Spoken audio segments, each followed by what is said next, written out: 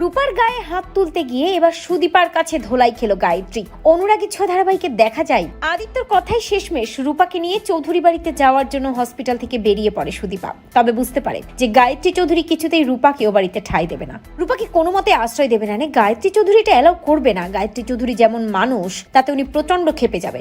গাড়িতে যেতে যেতে সুদীপা আদিত্যকে বলে, মিস্টার চৌধুরী, আমরা কি কাজটা ঠিক করছি? আপনার বড় মা এটা কি মানবে?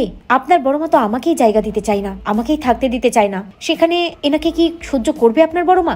আদিত্য সুদীপাকে বলে, আপনি চিন্তা করবেন না, আমি তো বলছি আপনার অধিকার আছে ও বাড়িতে, আর তাই আপনি যে কাউকে ও বাড়িতে নিয়ে যেতে পারেন। সুদীপা আদিত্যকে বলে, মিস্টার চৌধুরী, অধিকার দিয়ে সবসময় সবকিছু হয় না, তবে হ্যাঁ, আমি এই অসহায় মানুষটির হাত ছাড়বো না। যতদিন ওনাকে সুস্থ করতে না পারছি ততদিন আমি ওনার পাশেই থাকবো, আর তার জন্য আমার যা লড়াই করতে হয় আমি করব। এরপরে দেখা যায় চৌধুরী বাড়ির সামনে গিয়ে পৌঁছাই আদিত্য, সুদীপা এবং রূপা। বাড়ির সামনে গিয়ে দাঁড়িয়ে রূপা সুদীপাকে বলে, মা, এটা আমাদের বাড়ি? হ্যাঁ, এটাই আমাদের বাড়ি, কিন্তু আমাদের বাড়ি তো অন্যরকম ছিল। রূপা ভাবতে থাকে সেনগুপ্ত বাড়ির দৃশ্য, তবে এটা তো সেনগুপ্ত বাড়ি নয়, এটা তো চৌধুরী বাড়ি। ভাবতে থাকে সুদীপা, ওনার হয়তো নিজের বাড়ির কথা মনে পড়ছে, কিন্তু আপাতত ওনাকে এ বাড়িতেই আমাকে রাখতে হবে। এরপরে দেখা যায় যে রূপাকে নিয়ে চৌধুরী বাড়ির দরজায় গিয়ে দাঁড়াই আদিত্য সুদীপা। যখনই রূপাকে ভেতরে ঢুকাতে যাই গায়ত্রীর সামনে এসে দাঁড়াই। গায়ত্রী চিৎকার করে বলে, দাঁড়াও, কোথায় আসছো?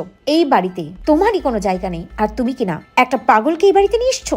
একটা ভিখারির জায়গায় চৌধুরী বাড়ি নয়, চৌধুরী বাড়িতে মানুষ থাকে, ভিখারি নয়। ওনাকে এক্ষুনি এখান থেকে তাড়িয়ে দাও। আদিত্যর বাবা খেপে গিয়ে বলে, লজ্জা করে না আদিত্য তোর? একবার একটা ভিখারির মেয়েকে নিয়ে এসেছিস, আবার এখন আরেকটা ভিখারিকে ধরে নিয়ে এসেছিস। সুদীপা এগিয়ে আসে গায়ত্রী চৌধুরীর সামনে। গায়ত্রী চৌধুরীকে এসে বলে, আমি ভিখারির বাড়ির মেয়ে নই, আর উনি আমার মনে হয় ভিখারি নন। ওনার কোনো অতীত আছে, উনি ভালো পরিবারের মেয়ে, ওনাকে দেখেই বোঝা যাচ্ছে। তবে যতদিন ওনার স্মৃতি না ফিরছে ওনাকে নিয়ে আমি অন্য কোথাও থাকবো, আমি এই বাড়িতে থাকবো না। এই বলে সুদীপা রূপাকে নিয়ে বাড়ি থেকে বের হতে যায়, কিন্তু আদিত্য আটকায়। আদিত্য সুদীপাকে বলে, না সুদীপা, আপনি কোথাও যাবেন না। গায়ত্রী চিৎকার করে বলে, আদিত্য, তুমি কিন্তু বাড়াবাড়ি করছো। ভুলে যেও না আমরা বিপ্লবী অভয় চৌধুরীর পরিবার, আর এই পরিবারে যে কারো ঠাঁই হয় না। সুদীপা হাততালি দিয়ে গায়ত্রী চৌধুরীর সামনে এসে বলে, বাহ, ঠিকই বলেছেন, আপনারা বিপ্লবী পরিবার, তবে আপনাদের আচরণে বিপ্লবী পরিবারের কোনো লক্ষণ নেই।